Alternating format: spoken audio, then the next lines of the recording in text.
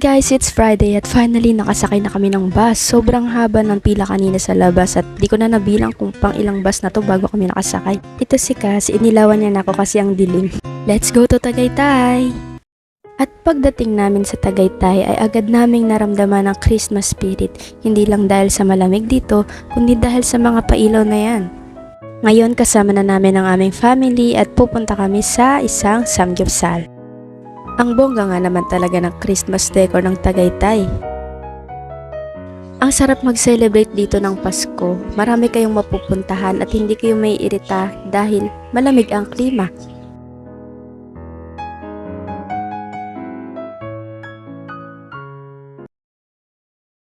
And we have reached our destination, ang Wow 199 Only Samgyupsal dito sa Builders Warehouse, Emilio Aguinaldo Highway, Maitim 2nd West, Tagaytay. Dito siya makikita sa kaliwang dulo ng building.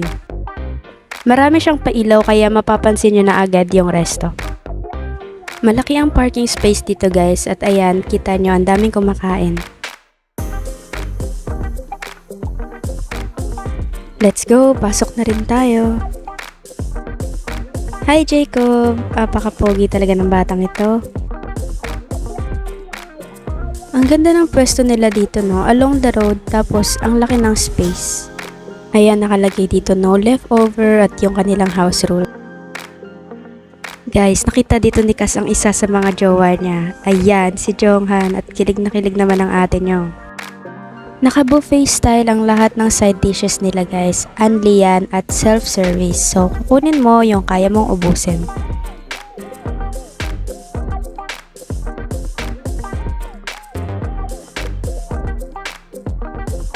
Tapos guys, first time ko makapunta sa Only Samgyupsal na meron ding seafood.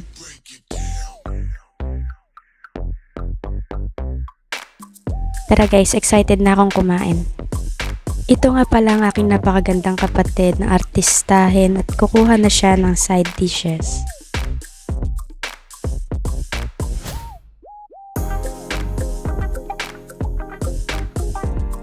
Hala, ayan na guys oh, merong cheesy scallops, squid rings, merong shrimp at crab stick.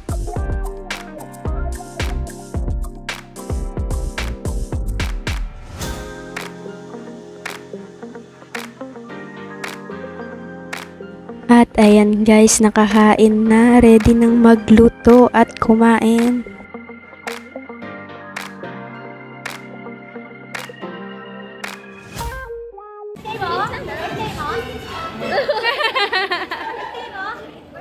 Yeah. Ang cute-cute! Sa moment na ito guys, nagpipigil lang si Jacob na kunin yung chocolate sa cake.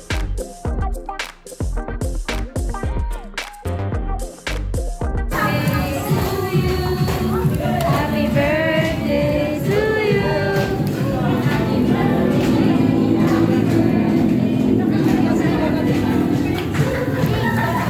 Happy birthday to you. Sing, Jacob, sing. Happy birthday to you. Happy birthday.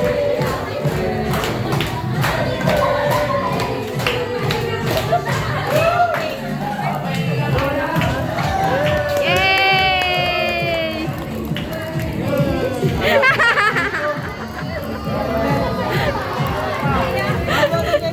Oh, Jacob, blow.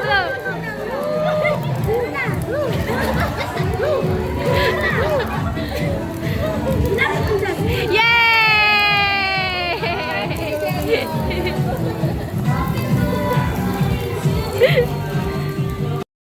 Next na sinalang naman ay ang mga meat. Only seafood, only pork, only beef, only side dishes, only rice, saan ka pa.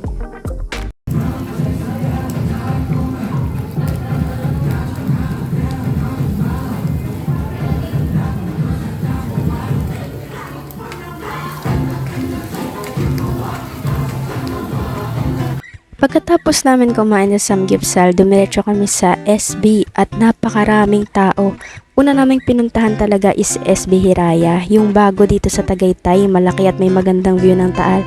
Kaso puno na raw, hindi na sila nagpapapasok, kaya lumipat kami sa isa pang SB sa Tagaytay. Ganun din, ang dami ring tao, ang haba ng pila, pero pumila kami.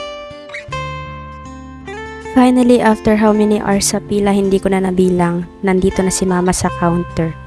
December 2 ng gabi kami pumila at December 3 na ng hating gabi kami nakabili.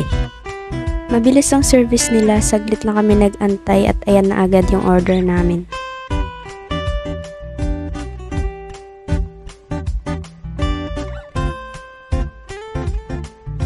Kinabukasan naman ay nag-Tagaytay rides kami. Napunta kami sa Brilliant Sky Leisure Park. Ito ang activity na ginawa namin. First time namin mag-ATV at ang sarap ito doon ng throttle. Ito namang kapatid ko, takbong sweet girl lang.